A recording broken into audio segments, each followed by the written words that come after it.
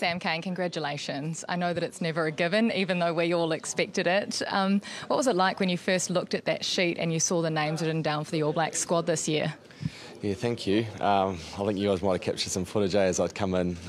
Matt passed the team sheet over. Yeah, exciting to see the squad that they've picked. A lot of, I think the new guys are ones that we've all watched and thought, man, they've had an outstanding Super Rugby season. You also look through and think of who's missed out. But I suppose that's the nature of an All Blacks side, is that there's always so many good players vying for positions, and that's just the way it goes. But in terms of the squad and the balance, it's pretty exciting. It's sort of, now that we've got to get ready for a Super Rugby final, but you sort of look ahead and think, man, I can't wait to get back in the ABs. Yep, you've got the All Blacks hat on, you've got the Chiefs hat on. Is your group chat on WhatsApp blowing up with Amoni Narua and Sammy Penifina both being named? And I mean, what have you seen in training that we haven't seen? Have we seen the best of these guys yet? Yeah, the group chat's blowing up. My phone's, you can feel it vibrating in your pocket. So obviously the team will be stoked for those guys. What do they show at training? They're both guys who have are exceptional athletes. They're both seriously fast. They've got X factor. They can do stuff on the field that most of us can only dream of. And they're smart rugby players, and they just play with a lot of confidence. So yeah, really happy for them, and hopefully they can have a big one for the Chiefs this weekend.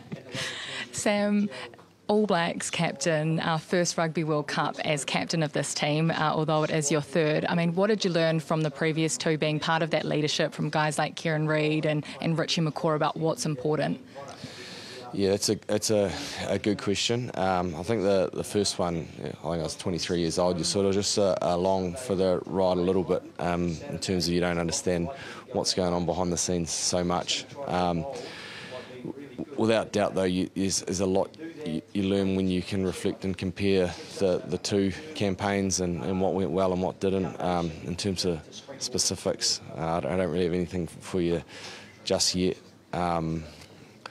But I think we've got a good chunk of our group, particularly the leadership group, who have been to a couple of those World Cups. We know what it's like to win one, and then we've had that heartbreak of losing one. So I think that puts us in pretty good space leading into this one. That, along with sort of the bit of adversity, I suppose, and then the challenges that we've had the last couple of seasons, I think time will tell, but I feel I'm very confident in the squad in terms of leadership, but also the squad as a whole. Can you dig into the last 12 months? We all know that it was challenging for the team, both on and off the field. What are the lessons that you'll take from last year? It's about, during those times we just really had to narrow our focus and work out what was important. There's always, we talk about an important many, there's so many things that are important, but really been able to nail down on what are the critical things that are going to help us get the performance we're after. And sometimes that's blocking out outside noise, sometimes that's just focusing on key aspects of our game.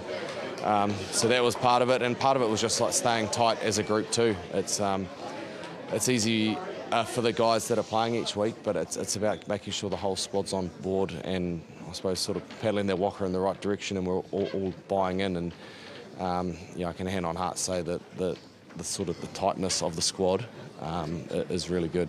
Now, I know you avoid the outside noise in the media, but your form this year has just been unbelievable. People have been calling you the Terminator. What's behind that? Is it as simple as saying that you're fit and healthy this year? Has it got something to do with Hudson, your son? What is it? Look, I think, to be honest, a lot of it's just been doing fit and healthy.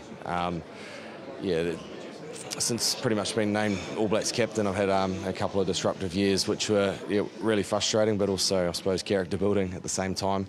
And since then, I put in a lot of work in the off-season. I think the facial fracture against Japan was hard to take because it was sort of a little bit of an unavoidable type injury, but it was frustrating timing, and that drove a lot of the work I did in the off-season, set myself up to have a good season this year. And that, along with just trusting myself again, not going out there and trying to overplay my hand, trusting my ability as a rugby player, and that I'll see things and react on the field and do a good job. And I've been enjoying it. Well, congratulations. It must be an incredibly proud moment for you and your family leading this side. And have a great week. Big week coming up. Yeah, cheers, Kirsty. Thank you. Thanks so much, Sam.